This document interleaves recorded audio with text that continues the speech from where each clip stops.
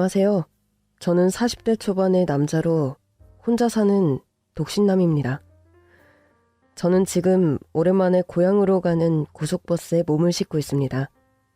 자가용을 가지고 있지만 오늘만은 이것저것 생각하고 싶은 것들이 많아 보러 고속버스를 타고 이동 중이지요. 지금은 나름 사업에 성공해서 남들이 부러워하는 자산가가 되었지만 실은 저 아주 찢어지게 가난한 집안의 장남으로 태어났습니다. 막내 동생이 엄마 뱃속에 있을 때 아빠가 교통사고로 돌아가시는 바람에 안 그래도 어려운 가정 형편은 거의 바닥으로 내려앉았죠. 해서 저는 초등학교 1학년 때부터 우유 배달, 신문 배달, 안 해본 배달 없이 갖은 일을 전전하며 어린 시절부터 소년 가장처럼 지내왔습니다. 저희 엄마는 동네의 구멍가게에 새를 얻어 두부며 콩나물을 직접 만들어 팔았는데 솜씨가 좋으셨지만 원체 약골이셔서 제가 중학교 즈음부터는 그 장사마저 파하고 엄마는 거의 집에 몸져 눕는 신세가 되었죠. 겨우 고등학교 졸업을 앞두고 있던 어느 추운 겨울날, 여봐 준서 엄마, 준서가 올해 나이가 어떻게 되지? 우리 준서 나이는 왜요? 다 알아야 할 때가 있으니 물어보지. 내가 이 집 쌀 떨어지는 소리가 우리 집까지 들려서 밥 벌어먹고 살게 해주려고 그런다. 왜? 우리 준서가 올해 고등학교 졸업하니까 19이죠. 아무리 없이 사는 집이래지만 나름 장남인데 대학은 안 보낼 거요. 준서가 공부를 못하는 건 아니지만 저희 형편에 솔직히 대학 보내기는 무리가... 요즘은 원체 제 건강도 안 좋아져서 아들아이에게 염치가 없어요. 대학 보낼 거 아니면 준서 보고 빨리 운전면허증이나 하나 따놓으라 그래. 내가 조만간에 아주 좋은 밥벌이 자리 하나 소개해 줄 테니. 저는 집주인 아주머니의 권유로 그렇게 갑작스럽게 운전면허증을 따게 되었고 고등학교 졸업과 동시에 지역 내에서 아주 부자로 알아주는 한 집안에 운전기사로 취직이 되었습니다. 준서야, 내가 네 엄마랑 너희 가족을 아주 오랫동안 봐와서 네가 반듯하고 성실한 아이인 걸 믿으니까 내 신용으로 널 소개해 준 것이니 이 아줌마 얼굴에 먹칠하지 않게 그 집에 가거든 처신 잘해야 한다. 네 아주머니, 감사드려요. 제가 일하게 된 곳은 지역 내에 큰 미술관을 운영하는 사모님이 딸과 함께 거주하는 오래된 단독주택이었습니다. 말이 단독주택이지 부지도 넓고 드라마나 영화에나 나올 법한 아주 굉장한 부잣집이었죠. 사모님은 값비싼 그림들을 주로 전시하는 고급 화랑을 서울에도 한 곳 운영할 정도로 재력이 남다른 분이었고 그분에 대한 소문도 무성한 것이 사실이었죠. 저 집 사모가 실은 땡땡 그룹 후처라잖아. 본처가 아니다 보니 서울에 살지도 못하고 쫓겨나듯 여기 지방에 내려와서 미술관이다 뭐다 운영한다는 거잖아. 나도 듣자하니 서울에도 화랑이 하나 있고 그거 관리 핑계로 재벌 회장님 만나러 서울 왔다 갔다 하나 보더라고. 그런데도 자기한테 둘째 부인이다 뭐다 그런 소리 하는 걸 경기 일으키듯 또 싫어한다던데? 후처 자리에서 딸까지 버젓이 낳아놓고 무슨... 딸만 안 낳았으면 지방으로 쫓겨나지 않았을 건데. 듣기론 회장 사모만 무시하고 임신한 아이를 부득부득 낳아서 저리 지방으로 쫓겨온 거라던데? 얼굴 보면 미인이잖아. 소시적엔 뭐 삼류 영화에도 나온 적 있는 탤런트란 말도 있고. 그렇게 말도 많고 소문만 무성한 부잣집에 저는 운전기사 자리로 취직이 된 거였습니다. 급하게 운전면허까지 따면서 그 부잣집에서 일하게 된 이유론 여러 가지가 있었죠. 일단 숙식이 가능한 일자리였고 월급이 그 당시 제가 벌 수 있는 가장 능력 최상치의 월급이었죠. 저는 좁아 터진 집구석에서 빨리 독립해 나와 살고 싶었는데 숙식이 가능하다는 것이 마음에 들었고 4년제 대학 나온 괜찮은 중소기업 회사원 월급만큼의 봉급을 준다는 데에 혹해서 당장 일하겠다고 했던 겁니다. 내 밑으론 줄줄이 동생이 둘이나 있었고 엄마는 병약해서 매일 병원 신세. 그 당시에 제게 인생에 있어서 선택지가 많았던 것도 결코 아니었죠. 그렇게 고등학교를 졸업한 갓 20살의 저는 그 부잣집에 운전기사로 입성을 하게 되었습니다. 안녕하세요. 오늘부터 운전기사로 일하게 된 하준서입니다. 운전기사? 엄마한테 그런 얘기 일절 못 들었는데. 당신 어디서 온 사람이에요? 제이 아가씨, 그 총각이 오늘부터 사모님 댁 운전기사로 일하게 된 청년입니다. 그래요? 그런데 그쪽은 왜 그렇게 내 얼굴을 아까부터 빤히 보고 있어요? 죄송합니다. 전 별 뜻이 있어서는 아니고. 자네가 오늘부터 우리 집 운전기사로 일하게 된 청년인가? 네, 맞습니다, 사모님. 안녕하세요. 하준서라고 합니다. 이름은 들어서 알고 있어. 그리고 저택 안에는 내 허락이나 부름이 있을 때 아니면 앞으로 일절 들어올 생각 마.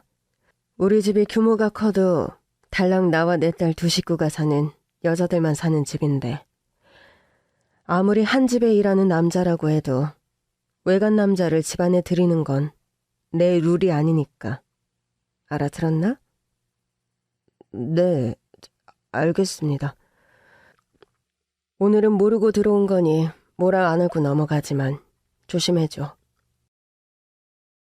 자네가 이 집에서 지낼 공간은 별채에 있는 자네 숙소와 마당 정도이네.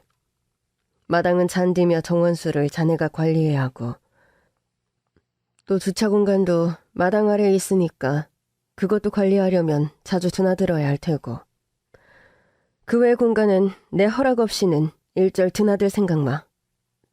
명심하겠습니다.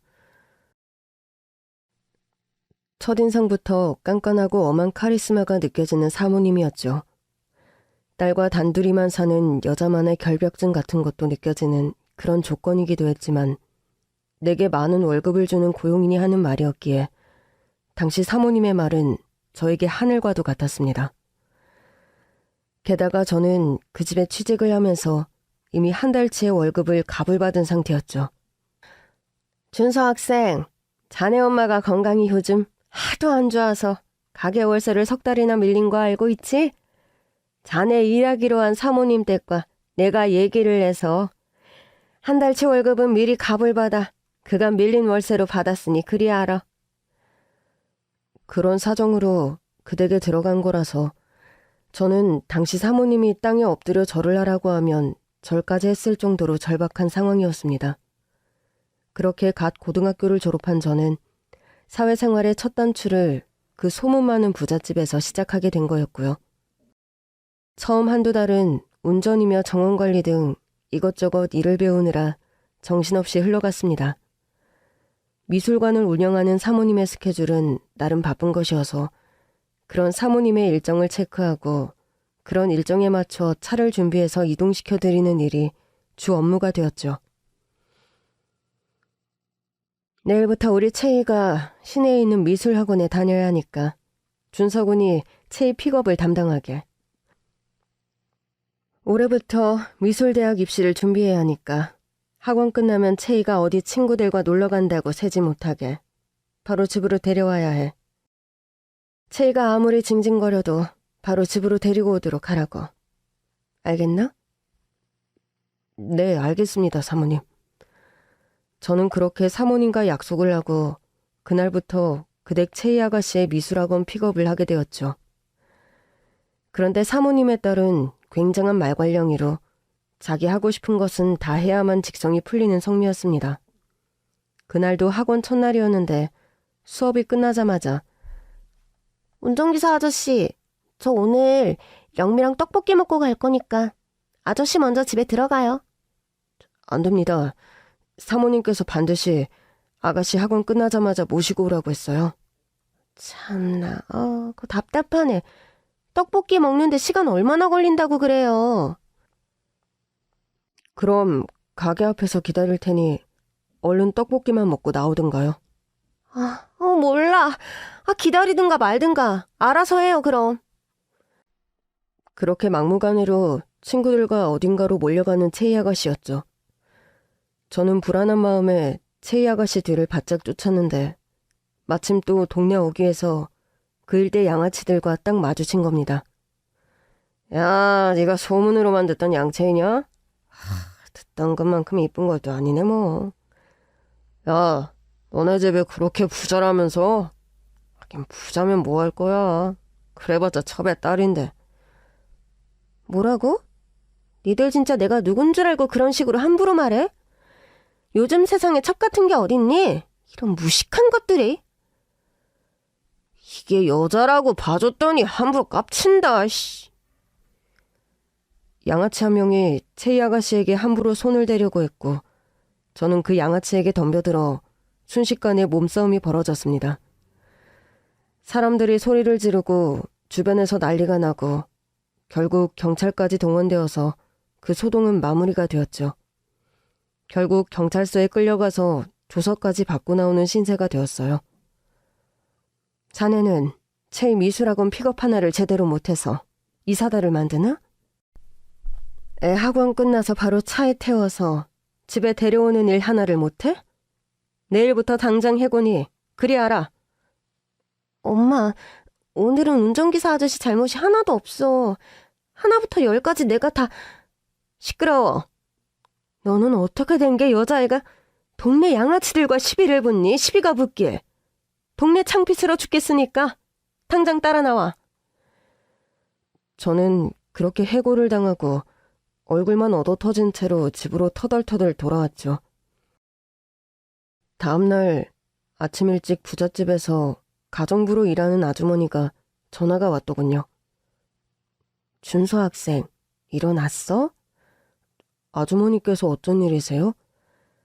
전날 밤에 사모님께서 채희 아가씨께 사정을 전해듣곤 너무하다고 생각하셨는지 자네한테 바로 다시 출근하란 말을 전하라고 하셔서. 알겠습니다. 지금 바로 출근할게요.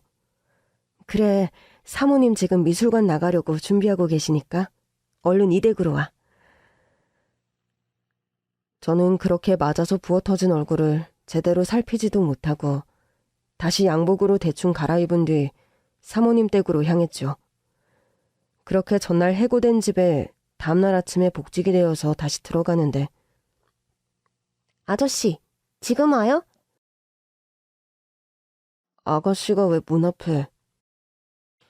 아무리 생각해도 어제 저 때문에 너무 죄송해서요. 이거 약이에요. 이건 먹고 이건 얼굴에 바르세요.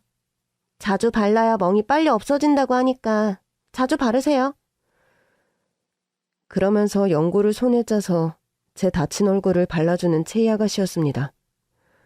현관문 앞에서 그러고 있는데 갑자기 사모님이라도 나오면 어쩌나 저는 노심초사하는 마음을 가지게 되더군요. 그래도 채희 아가씨의 하얗고 작은 얼굴이 걱정스러운 표정으로 내 얼굴을 바라보는 것이 느껴지자 저도 모르게 가슴이 두근거렸어요. 사모님이 보시면 혼납니다. 약은 제가 바를 테니 두고 가세요. 고맙다는 말은 하나도 안 하네. 암튼 알았어요. 이번엔 내가 잘못한 거니까 들어와서 아침 먹고 출근하래요, 우리 엄마가. 들어가서 아침 먹어요, 얼른. 그렇게 저는 다시 그 댁에서 일하게 됐고 운명의 장난인지 저와 채희 아가씨는 날이 갈수록 누가 먼저랄 것도 없이 서로에게 끌리는 사이가 되고 말았습니다. 솔직히 내가 자기한테 아저씨라고 하는 거 좀 웃기긴 해. 나하고 나이 차이 2살밖에 안 나는데 아저씨라고 하는 게 말이 안 되잖아? 그럼 뭐 오빠라고 부르기라도 하려고? 그러다 사모님 아시면 나 바로 해고될걸? 그건 절대 안 될 일이니까 사람들 앞에서는 아저씨라고 부를게. 대신 우리끼리만 있을 땐 오빠라고 부르고. 그러면 되지? 채희야, 우리 이러다 정말 괜찮을까? 난 가끔 우리가 점점 가까운 사이가 되는 거 겁이 난다. 엄마 몰래 만나면 되지 뭘. 그러다 나 서울로 대학 가게 되면 오빠도 나랑 같이 여길 뜨자. 나 서울에 대학 가게 되면 엄마가 집 구해주실 거고 거기서 오빠랑 몰래 또 살면 되지. 넌 정말 아무것도 겁이 안 나? 겁날 게 뭐 있어? 설령 그 전에 엄마한테 발각된다 해도 난 다 버리고 오빠랑 도망갈 자신 있어. 오빠는 그런 자신 없어? 채희는 부잣집에서 구김살 없이 자라서 그런가 거침없고 겁이 없는 성격이었습니다. 뭔가 하나에 꽂히면 주변 사람 말 따위 들리지 않을 정도로 불같이 빠져드는 스타일이기도 했고요. 그래서 그런가 학교에서의 학업 성적은 보통이었지만 그녀의 그림 실력만큼은 훌륭했습니다. 학원에서도 한번 자리에 앉아 그림을 그리기 시작하면 서너 시간 일어나지 않을 정도로 집중력도 집요했고요.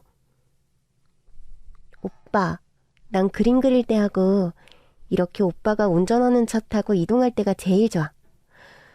오빠하고 같이 있을 때가 제일 좋다는 표현이 맞겠지만 우리 둘이 같이 있을 수 있는 순간이 이렇게 차로 이동하는 때뿐이니까. 사과나무 구멍에 편지 뒀는데 읽어봤어? 읽어봤어.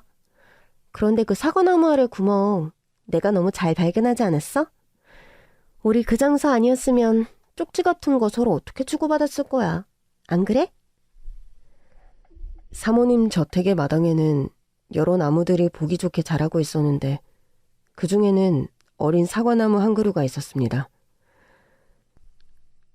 그런데 그 사과나무 기둥의 아래쪽에 아이 손바닥만한 구멍이 잘 보이지 않은 곳에 있었고 저와 채희는 그곳에 비밀스런 연애 편지를 남기며 소통하는 것을 좋아했죠. 때로 채희가 좋아하는 머리핀이나 사탕 같은 것들을 제가 넣어두는 때도 있었습니다. 제가 그곳에 넣어둔 예쁜 머리핀을 채희가 아무렇지 않은 표정으로 끼고 나오면 저와 채희만이 아는 눈인사를 주고받은 식의 그런 연애가 이루어졌죠. 가끔은 쪽지에 그런 대담한 내용이 적혀있기도 했어요. 오늘은 엄마가 서울로 출장을 가서 안 들어오실 거야. 밤 10시 넘어서 2층으로 올라와. 그 시간엔 가정부 아줌마도 까무룩 잠들어서 나 보러 와도 아무도 몰라. 그런 쪽지를 받은 날엔 설레이며 뒤척이느라 뜬 눈으로 기다리다 채희가 말한 시간에 2층으로 도둑고양이처럼 올라가 그녀를 몰래 만나고 돌아오곤 했습니다. 가끔 그렇게 몰래 들어가서 구경하게 되는 그녀의 방은 넓고 쾌적하고 좋은 냄새가 났죠. 방 2개를 터서 하나는 작업실로 하나는 잠을 자고 쉬는 공간으로 쓰는 그녀만의 공간이 주택의 2층에 자리하고 있었어요. 어느 날은 커다란 이젤에 저를 그리고 있는 그림을 보여주는 겁니다. 채희야, 너 미쳤어? 이렇게 큰 그림으로 나를 그리다가 사모님이 보시기라도 하면 어쩌려고. 오빤 뭐가 그렇게 겁나서 말끔하다 사모님 타령이야. 뭐 어때? 오빠 얼굴이 입체적이어서 연습하기 좋은 얼굴이라 하면 그만일걸. 채희, 넌 너희 어머니를 그렇게 모르니? 그냥 연습용으로 그린 그림하고 네가 어떤 사심으로 그리는 그림도 못 알아볼 뿐 같아? 아, 그럼 어쩌라고. 요즘 내가 온통 그리고 싶은 사람은 오빠뿐인데. 채희야. 알았어. 오빠가 그렇게 불안하면 이 그림은 벽장 뒤에 숨겨놓을게. 됐지? 12시 넘었다. 나 이만 내려가 볼게. 그렇게 안타까운 마음으로 발걸음을 돌리는 저였죠. 그런 날은 새벽까지 잠이 안 와서 결국 사과나무 기둥의 구멍에 쪽지를 놓고 오기 일쑤였습니다. 미안해. 네 마음 다 알고 있어. 그런 쪽지라도 남겨놓고 와야 겨우 잠이 오는 그 시절의 저였죠. 그렇게 다음날 날이 밝으면 또 그런 제 쪽지를 읽은 채희의 표정이 조금은 밝아져 있곤 했습니다. 집안 가정부와 사모님 눈을 피해 비밀 연애를 이어가던 어느 날이었죠. 채희, 너 스케치북 카드 그려놓은 게 우리 집 운전기사 준서 총각 맞지? 엄마는 허락도 없이 남의 스케치북을 그렇게 뒤져요? 너 돈 주고 그림 시키는 게 서울을 미술대학 가라고 시키는 거지. 저런 고졸 출신 운전사 나부랭이나 그려대라고 시키는 건 줄 알아? 운전사 나부랭이라니. 엄마 말 좀 가려서 해. 너 지금 이게 어디서 엄마한테 그런 말버릇이야? 너 정말 운전기사 녀석하고 정분이라도 난 거야? 동네 사람들 사이에서 이상한 소문 돌던데 너 정말 사실이니? 운전기사하고 무슨 사이라도 돼? 그래, 나 준서 오빠 사랑해. 내가 세상에서 태어나서 처음으로 제일 사랑하게 된 사람이야. 준서 오빠 얼굴 말고는 아무것도 그리고 싶은 것이 없어. 그래서 보다시피 스케치북에 죄다 그 사람 얼굴이잖아요. 엄마도 그림하시는 분이니 아실 거잖아요. 그 그림이 그냥 단순한 연습용 그림이 아니라 내 마음이 다 담겨있는 스케치라는 거. 채이 너 엄마가 어떤 인생을 살아왔는지 뻔히 알면서 저런 볼 것도 없는 한심한 놈한테 빠져서 인생을 망치겠다는 거야? 엄마가 사랑해선 안 되는 사람을 사랑해서 지금 널 낳았지만 평생 어떤 대우를 받으며 사는지 너 뻔히 다 봤잖아. 그래서 너만은 제대로 공부시켜서 남부럽지 않은 자리에 누구의 손가락질도 받지 않는 여자로 살게 하고 싶었다. 그런데 한낱 네가 사랑하게 된 게 우리 집 운전기사라고? 엄마도 아빠 사랑하지 않으면 될 거였는데 그렇게 못해서 지금 이런 거잖아요. 그래서 후회해요? 엄마는 그 옛날 엄마의 선택을 몹시도 후회해. 그때 날 걱정하는 사람들의 조언을 듣고 가정 있는 사람은 사랑하면 안 됐다. 내가 날 걱정하는 사람들의 말을 듣지 않고 인생을 그르쳤다. 난 평생 내 사랑을 후회하며 살아왔다. 너만은 절대로 그렇게 살게 둘 수 없어. 준서 녀석은 절대로 네 짝이 될 수 없어. 그렇게 가난하고 집안도 볼품없는 비렁뱅이 고졸 운전기사. 내 딸의 남편감으로 절대 말도 안 되는 일이다. 엄마 제발 허락해주세요. 엄마가 하라는 거 다 잘하면서 저 살아왔잖아요. 제발 이번 한 번만요. 네? 엄마. 그 애는 오늘부터 당장 우리 집에서 해고다. 너도 학교고 뭐고 당분간 외출 금지니까 그리 알아. 자신의 딸이 집안의 운전기사인 저와 정분이 났다는 사실을 알게 된 사모님은 노발대발하며 당장 저를 집에서 내쫓았습니다. 감히 겁도 없이 네가 내 딸을 넘봐? 이래서 머리 검은 짐승은 거두는 게 아니란 옛말이 있는 거구나. 성실하게 열심히 일하는 게 가상해서 네 동생들 학비까지 무상으로 지원해줬더니 내 딸과 그런 일을 일으켜? 동네 사람들이 다 알게 연애질을 하고 다녔으니 난 부끄러워서 원. 무슨 배짱으로 내 딸을 건드렸나? 한번 변명이나 들어보자. 그렇게 저를 마음에 안 들어 하시니 죄송하다는 말밖에는 드릴 말씀이 없습니다. 그런데 저는 사모님 딸을 무슨 배짱으로 건드린 것은 절대 아닙니다. 저는 채희를 진심으로 사랑했어요. 정말 그뿐입니다. 그리고 지금도 앞으로도 채희반을 사랑한다는 제 마음에는 변함이 없습니다. 보자 하니까 이놈이 세상 무서운 맛을 모르는구나. 듣자 하니 네 어머님 병원으로 수술 앞두고 있고 꽤 거액의 수술비가 들어갈 모양이던데. 계속 큰 소리칠 형편이 아닌 것 같은데? 대체 무슨 말씀이신지. 동생들 학비며 그쪽 어머님 수술비 그거 해결하고 싶거든. 내가 소개해준 선자리에 당장 장가갈 생각해.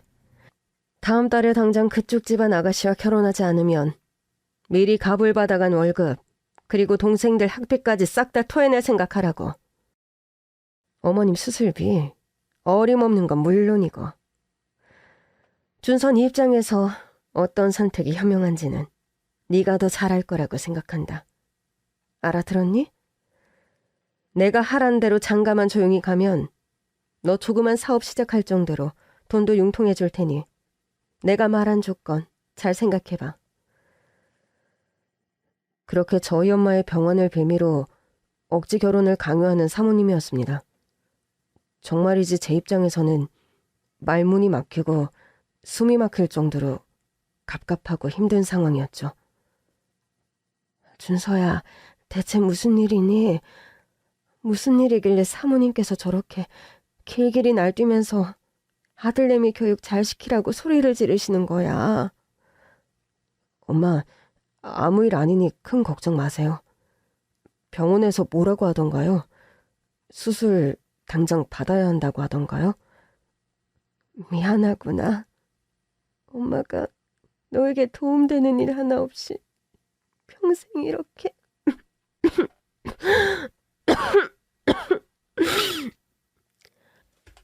엄마의 병환은 날로 깊어졌고 응급수술을 받아야 하는 상황이 결국 닥치고 말았습니다.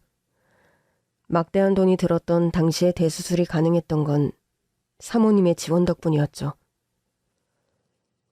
네 어미 목숨을 살린 것이 결국은 내가 가진 돈이었다. 보렴, 돈 앞에서 사람은 이렇게 무력한 거야. 넌 가진 게 하나 없는 남자고 해서 우리 최희의 짝이 될 수 없다는 거. 이 정도면 충분히 잘 알겠지? 네 엄마 수술비는 약속대로 지원했으니 너도 약속을 이제 지켜야 할 순서가 된 것 같다. 내일이면 강릉에서 네 신부 될 여자가 올라오니 만나보고 다음 주면 바로 혼인신고할 생각해라. 사모님, 저희 어머님 수술비 지원해 주신 건 정말 감사합니다. 하지만 그런 식으로 저에게 돈을 갚으라는 건 너무 말이 안 되는 일이에요. 제가 무슨 일을 해서라도 그 돈을 꼭 갚을 테니 제게 제발 그런 말씀만은. 너 분명 나한테 약속하지 않았니? 네 엄마 목숨이 경각에 달려있을 땐 그런 소리 일절 안 하더니 왜 이제 네 엄마가 살아나게 되었으니 마음이 바뀌기라도 한 거야? 그런 말씀이 아니라 이미 네 엄마도 네 혼처짜리 듣고 마음에 들어하셨고 다 허락한 일이야. 내 주관 아래 양가 예물이며 혼례 필요한 절차도 다 이루어졌고 결혼식 올린다고 그댁 어른들 올라오는 자리니까 네가 도망갈 자리는 이제 없다. 저는 정말이지 너무 말도 안 되는 상황이라 생각했지만 제 힘으로 어떻게 막을 도리도 없다는 것이 답답해 미칠 지경이었죠. 오빠, 사모님이 엄마 수술비 내주고 우리 공부시켜주는 조건으로 오빠 장가가는 집 정해줬다는 게 사실이야? 미안하다. 오빠가 처신을 잘못해서. 아니야, 오빠. 오빠는 평생 우리 집 식구들을 위해 희생하면서 살아왔는데 그댁 아가씨하고 일은 얘기 들어서 나도 알고 있어. 오빠, 나하고 동생 민석이는 이제 다 컸고 민석이 공부는 내가 알아서 시킬게. 엄마도 일단 수술 받았으니 회복되실 거고 그 집에서 지원해준 수술비는 시간을 두고서라도 오빠랑 내가 벌어서 갚자. 그 마귀 같은 사무 소나기에서 놀아나지 말고 오빠 얼른 도망가. 여기서 오빠 도망간다고 해도 아무도 욕할 사람 없으니까. 응? 그런 말을 저에게 하는 여동생이었습니다. 저는 일단 며칠을 심사숙고했어요. 그렇지만 여동생 말맞다나 그런 식으로 볼모 잡히듯 장가가는 일은 저에게나 상대에게나 못할 짓이라는 결론에 이르렀죠. 시간이 흐른 뒤 저의 정혼자라는 여자와 시내 찻집에서 독대를 했습니다. 저는 여자에게 사실을 일목요연하게 털어놓았어요. 당신은 좋은 여자 같지만 당신과 결혼할 수 없는 이유들을 시시콜콜 솔직하게 말했습니다. 그렇게 결혼을 물은 뒤 저는 사모님 댁으로 향했습니다. 모두가 잠들길 기다린 뒤 몰래 담을 넘어 사과나무 아래로 갔습니다. 사과나무 기둥 아래의 구멍에 손을 집어넣어 보았습니다. 아니나 다를까 쪽지 하나가 있더군요. 저는 당장 그 쪽지를 펴서 읽어보았습니다. 오빠가 다른 여자에게 장가간다는 이야기 들었어. 그 대가로 오빠 어머니 수술받고 동생들 공부도 하게 됐다는 이야기도. 난 더 이상 한국에 있을 의미가 없어서 여기를 떠나. 행복하게 잘 지내. 오빠 선택을 원망하지만 오빠를 미워하지는 않을 거야. 채이가 어디론가 멀리 떠난다는 내용이 분명한 편지였죠. 저의 본의와 상관없이 단단한 오해를 한 채 그렇게 그 애가 떠났다는 사실이 못내 참을 수 없었습니다. 그때였어요. 컹컹컹. 마당 구석의 계집에서 기르던 그 사모님 댁의 개가 저를 보고 일어나 사납게 짖기 시작했습니다. 그 서슬에 가정부와 사모님, 새로 구한 운전기사까지 때로 나와 저를 발견하고 말았죠. 네가 대체 여기가 어디라고 들어와? 김 기사, 당장 저 도둑놈을 때려서 쫓아보내게. 알겠습니다, 사모님. 도둑으로 신고하기 전에 당장 이 집에서 나가요, 쏙! 그렇게 새로 고용된 운전기사는 빗자루를 사정없이 저에게 휘둘렀고 저는 그렇게 매질을 당하며 무참하게 그 집에서 쫓겨나고 말았죠. 채이와의 모든 연락이 차단당한 채 저는 그렇게 속수무책으로 고향을 떠나왔습니다. 아프고 고통스러운 첫사랑의 실패가 깃든 곳에 저 역시 더 이상 숨쉬며 살고 싶지 않았어요. 서울로 떠나 새로운 일을 시작하고 또 돈을 벌어야 했습니다. 고향집에는 여전히 병생이 완연한 나이든 엄마와 어린 동생들이 고생하며 살고 있었으니까요. 그렇게 저는 고향을 떠나와 서울로 상경한 뒤 20년의 시간을 악착같이 일하는 데만 쏟았습니다. 고등학교 졸업장이 가방끈의 전부인 제가 서울에서 할 수 있는 일은 많지 않았죠. 각종 허드렛 일, 일용직 노동, 서빙 아르바이트, 나이트클럽 웨이터, 택시 운전. 안 해본 일을 손에 꼽는 게 어려울 정도로 각종 직업을 전전하며 고생하다 저는 부동산 경매 일을 전문적으로 배우게 되었고 이쪽 일이 잘 풀리면서 운 좋게 재력가 소리를 들을 정도로 자산을 모으게 되었습니다. 업계에서는 나름 경매의 신이라 불릴 정도로 부동산 경매에 많은 노하우와 경험이 쌓여서 관련 사무소도 운영하고 경매와 관련한 강의도 하는 전문가가 되었습니다. 그 일을 하면서 고향의 동생 2명은 모두 서울에서 대학 공부를 마치게 했죠. 제가 어렵게 공부시킨 덕에 큰 동생은 초등학교 교사가 되었고 작은 남동생은 치대를 졸업하고 치과의사 일을 하고 있습니다.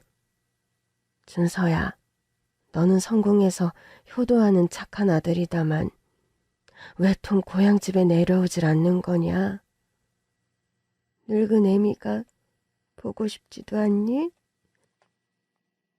엄마, 그런 게 아니라 그냥 좋지 않은 기억들이 너무 많은 곳이라 한동안 솔직히 가기가 싫었어요. 엄마 살 날이 그리 많이 남질 않은 것 같구나. 죽기 전에 우리 집에 내려온 내 아들 얼굴 한번 보고 싶다. 알았어요, 엄마. 안 그래도 한 번쯤은 내려가려고 저도 생각하고 있었어요. 그렇게 최근 건강이 더 부쩍 안 좋아진 엄마의 전화를 받고 저는 거의 20년 만에 고향집으로 내려가는 길이었죠.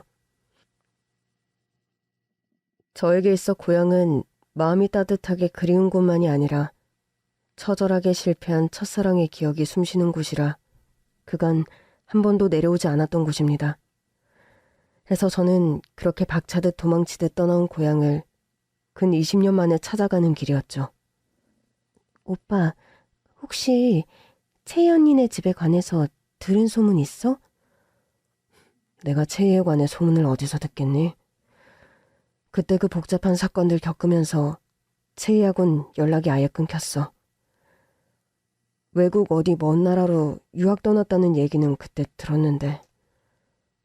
오빠가 그렇게 상경하고 한 10년쯤 있다 그 댁 사모님 심장마비로 돌아가셨어.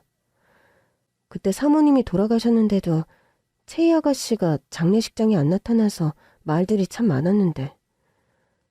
사모님이 돌아가셨는데 채희가 나타나지 않았다고? 응, 오빠 몰랐구나.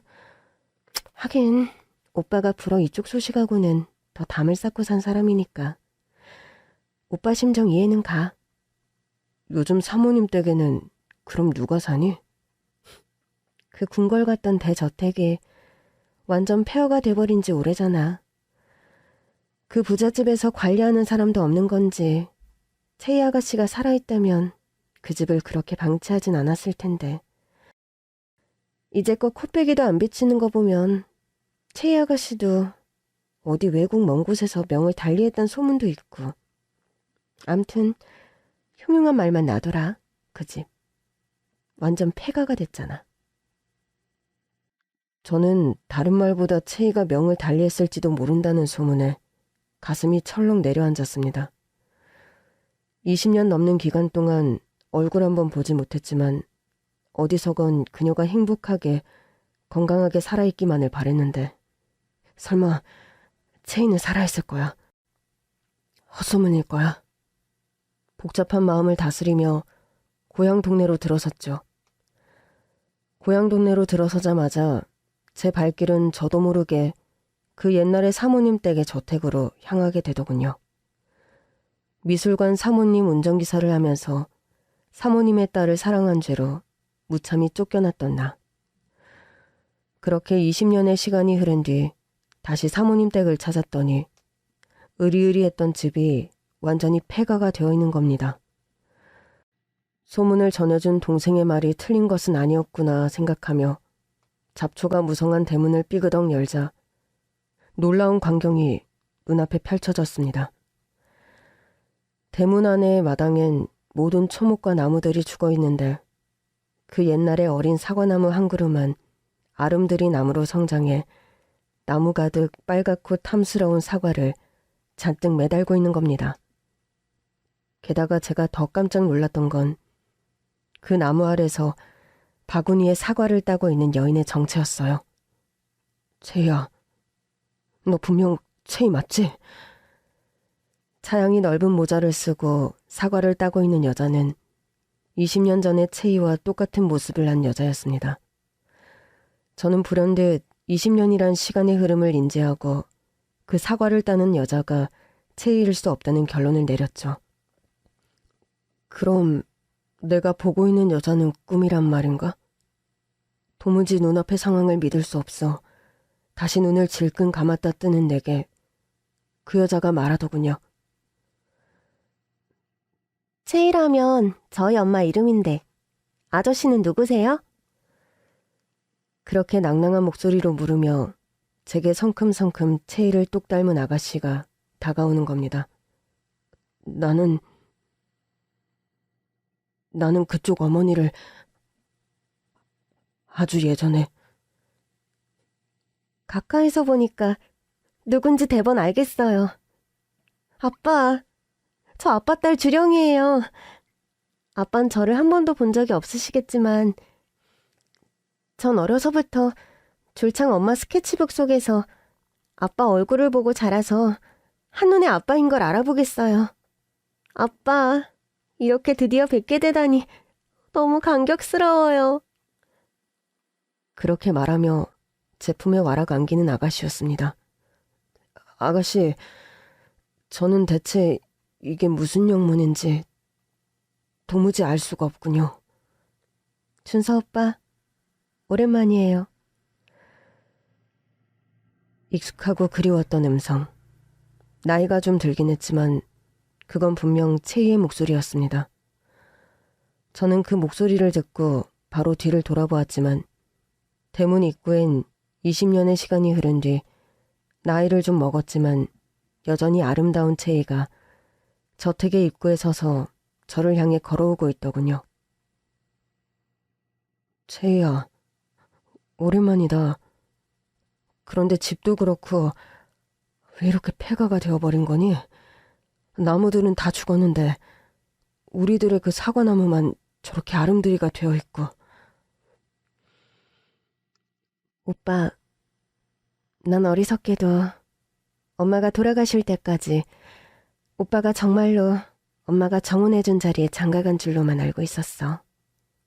엄마는 불어 날 시켜서 오빠가 결혼할 여자를 만나러 가는 장소에까지 따라가서 내가 오빠를 지켜보게 했으니까. 난 질투에 그때 반쯤 미쳐서 엄마가 하는 말을 다 고지고대로 듣고 반쯤 실성한 상태로 미국으로 떠나버렸어요. 그 후 10년 동안 엄마가 돌아가실 때까지 와전된 정보를 바로 잡아주는 사람 한 명 없었죠. 넌 그럼 그 긴 시간 동안 내가 정말 다른 여자에게 장가갔다고 생각한 거니? 난 그때 사모님께 수술비를 지원받았지만 아무래도 아닌 것 같아 그 결혼을 파토내고 고향을 떠났어. 수술비는 후에 사모님께 갚아드렸지만 끝내 받지 않으시더구나. 그런데 채희야, 이 아이 내 딸이라고 하는데 이게 대체 어떻게 된 말이니? 채희에게 듣게 된 그간의 사정은 참으로 기막히고 안타까운 것이었습니다. 오빠, 난 사실 미국으로 도망치듯 떠나서야 오빠 아기를 가진 걸 알게 됐어. 그렇다고 엄마한테 말할 수도 없어서 난 우리 아이를 지키려고 미국 나가 한 1년 동안 정말 쥐 죽은 듯이 엄마 하라는 대로 다 하고 생활했죠. 학교도 다니고 선보라는 남자도 다 만나고 다니고 엄마가 정해준 정혼자와 약혼식까지 했는데 결국 그 남자와는 파토가 났죠. 드레스 사이에 숨겨진 내 푸른 배를 그 남자와 가족들이 다 봤으니까. 그렇게 난리를 치르고도 사모님은 채희를 좋은 집에 시집 보내겠다는 욕심을 꺾지 않았고 미국 이민사회에서 이름만 대면 알만한 재벌집에 결국 채희를 시집 보냈다고 합니다. 그렇게 억지로 엄마 등살에 결혼도 한 번 했지만 그런 결혼이 어디 오래가겠어요. 1년도 살지 못하고 이혼했고 그 후론 우리 딸 주령이랑 평생 그림 그리면서 살아왔어. 10년 전에 엄마 돌아가시고 한국 올까 하다가 한참 현지에서 내 작품이 반응이 좋았고 주령이가 그곳에서 학교 적응을 잘하는 바람에. 제이야, 난 네가 그렇게 살고 있는 줄 전혀 모르고 너 우리 사이에 아이가 있었다면 어떻게든 내게 말을 했어야지. 엄마가 살아계신 동안에는 엄마 서술에 말을 할 수 없었고 또 그때는 오빠가 다른 여자와 결혼했다고 오해했으니까요. 그리고 엄마가 돌아가신 후에 오빠 소식을 알아봤을 땐 오빤 진짜 다른 여자의 남자가 되어 있었으니까.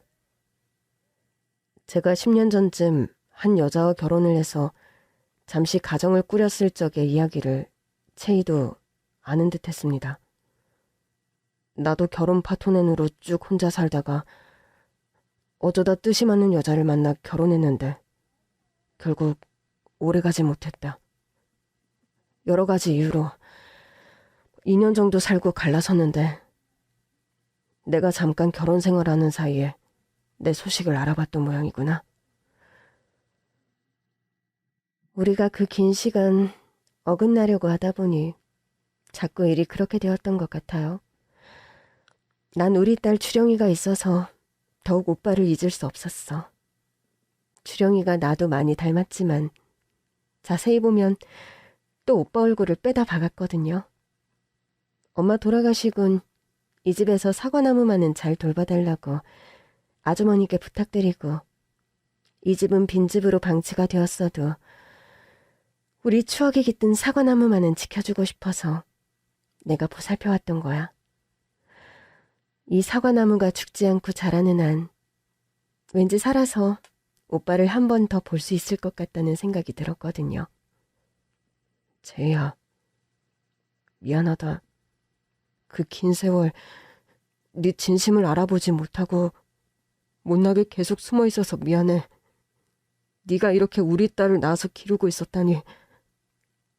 예나 지금이나 나는 너에게 너무 부족한 남자구나. 아니야, 오빠. 난 결국 그 긴 시간을 돌아왔지만 결국 오빠를 못 잊어서 여기 고향으로 돌아왔고 엄마가 하던 미술관을 이어서 운영하기로 했어요. 이 집 이제는 완전히 폐가가 됐지만 난 이 집을 고쳐서 사과나무 아래 기둥에 매일 예전처럼 쪽지를 갖다 놓으면서 언젠가 이 집에 걸어 들어올 오빠를 기다리려고 마음먹고 있었어. 네 정성으로 사과나무가 여태 아직 죽지 않고 아름드리 나무로 자라있다니. 제이야, 이 나무처럼 너도 더 멋있고 아름다워졌다. 세월 속에 변했지만 예전의 너보다 지금의 네가 훨씬 더 아름다워. 그동안 정말 네가 많이 보고 싶었어. 보상하듯 아무 여자나 만나도 봤지만 누구도 너처럼 내게 떨림을 주는 여자를 만날 수 없었어. 해서 더는 죄짓지 말자는 생각으로 어느 순간부턴가 아무도 어떤 만남도 가지지 않고 외롭게 살아왔는데 이렇게 널 기적처럼 만나게 되다니. 오빠, 이제 그만 울어요. 우리 긴 시간을 돌아왔지만 지금 이렇게 만났고 우리 사이에 이렇게 예쁘게 자란 딸 주령이가 있는 거 안 보여요? 아빠, 아무리 긴 세월 동안 엄마가 보고 싶으셨다지만 아빠 딸도 한번 쳐다봐 주세요. 네? 저는 딸의 짓궂은 말에 비로소 딸의 얼굴을 제대로 쳐다보았습니다. 과연 그의 얼굴엔 채희의 얼굴과 저의 얼굴이 반씩 녹아들어 있더군요. 생전 처음 보는 딸의 얼굴은 정말로 새롭고 낯선 감격을 제게 안겨주더군요. 세상에 저의 피부치가 존재할 것이라고 기대도 못했는데 어느 날 갑자기 하늘에서 뚝 떨어진 보물이 있다면 이런 기분일까? 그런 심정이 드는 겁니다. 그렇게 채희와 감격적인 상봉을 한 후 저는 채희가 사모님이 운영하던 미술관을 이어받게 되었다길래 그곳을 방문하게 되었습니다. 아빠, 엄마가 할머니가 운영하던 미술관을 재단장하면서 오픈 기념으로 엄마 작품 전시회를 여는데 아마 아빠가 오시면 많이 깜짝 놀라실걸요? 내가 깜짝 놀랄 만한 일이 더 남아있니? 네, 엄청 깜짝 놀랄 일이니까 기대하셔도 좋아요. 채희는 오랜 유학 기간 동안 유럽 쪽에서 아주 인지도가 높은 순수미술 화가가 되어 돌아왔습니다. 그 옛날 사모님이 운영하던 미술관은 채희에 의해 새 단장을 하게 됐는데 그 기념으로 본인의 작품으로 전시회를 기획한 것이죠. 전시회의 제목은 긴 기다림이었습니다. 제목을 보는 순간 저와의 이야기가 담긴 작품들이겠거니 저는 바로 짐작을 할 수 있었죠. 미술관의 갤러리에 들어가는 순간 저는 펑펑 눈물을 쏟고 말았습니다.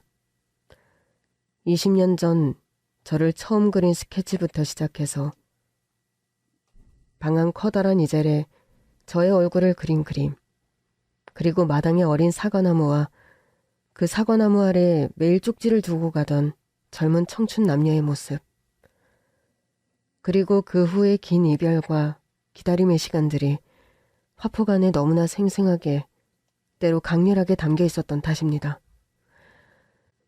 100마디 말보다 그동안 채희가 그려온 그림들을 보면서 그녀가 그 긴 시간 동안 나를 한순간도 잊지 않고 그리워했고 사랑해왔구나를 느낄 수 있었죠. 작품 하나하나를 볼 때마다 제 가슴은 먹먹해졌고 하염없이 흐르는 눈물을 닦아내기 바빴죠. 아빠, 제가 깜짝 놀랄 준비하라고 말씀드렸는데 계속 우시기만 하네요? 그림 속에서 그동안의 엄마의 절절한 마음이 느껴져서 아빠가 마음이 많이 먹먹하구나. 그런데 말이야, 또 묘하게 마음이 따뜻해진다. 혼자 그리워하고 혼자 사랑한 시간이라 생각했는데 네 엄마와 나는 항상 함께였다는 기분이 든다. 엄마 그림들을 보고 있으니 말이야. 예나 지금이나 내 그림을 제대로 봐주는 건 준서 오빠밖에 없네요.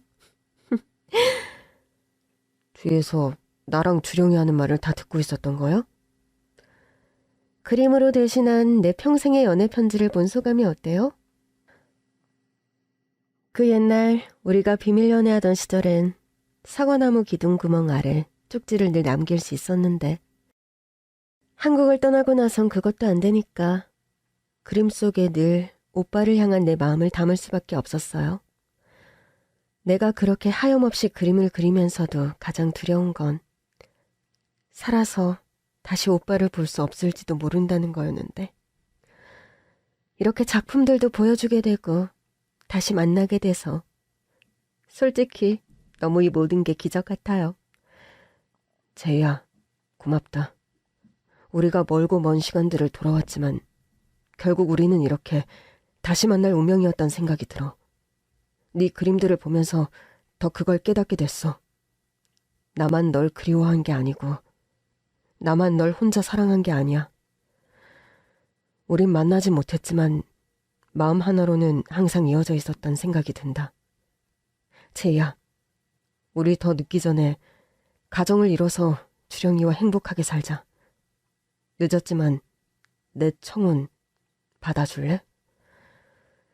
저는 그렇게 미술관을 재개관하는 날 채희에게 뒤늦은 청혼을 했습니다. 영화에서 보면 바로 예스라고 하는 게 아니라던데. 난 너무 오빠를 오래 기다려와서 노라고 대답을 못하겠네요. 좋아요. 오빠하고 결혼할래요. 우리 이제 다시는 헤어지지 말아요. 죽을 때까지. 절대 내 손 놓지 말아요. 알았죠? 그렇게 채희와 저는 고향의 그 오래된 저택에서 결혼식을 올리게 되었습니다. 사모님의 딸을 몰래 사랑한 죄로 무참히 내쫓겼던 제가 폐가가 된 그 집을 산뜻하게 리모델링하고 그 저택의 마당 안에서 채희와 결혼식을 올리게 되다니 모든 게 참 꿈만 같았죠. 하객은 그리 많지 않았고 직계 가족만 참석한 스몰 웨딩이었습니다. 주례도 없이 사과나무 아래에서 저와 채희는 서로에게 평생 함께하겠다는 사랑의 서약을 맹세했죠. 결혼 반지를 바구니에서 꺼내 끼워준 사람은 저와 채희의 딸 주령이었습니다. 엄마 아빠 두 분의 들러리가 될 수 있게 해주셔서 감사드려요. 늦게 재회한 만큼 두 분 꼭 백년해로 하셔야 해요. 애교 많고 사랑스러운 딸 주령이의 축사를 들으며 저희의 결혼식은 마무리되었습니다. 딸의 축사를 받으며 결혼하는 남자와 여자가 세상에 아마 흔치는 않겠죠. 그래도 흔한 일만 일어난다면 산다는 일이 재미가 없을 거란 생각입니다. 여러분 인생에도 흔하지 않은 기분 좋은 반전이 가득하길 기원하며 긴 얘기 들어주셔서 정말 감사합니다.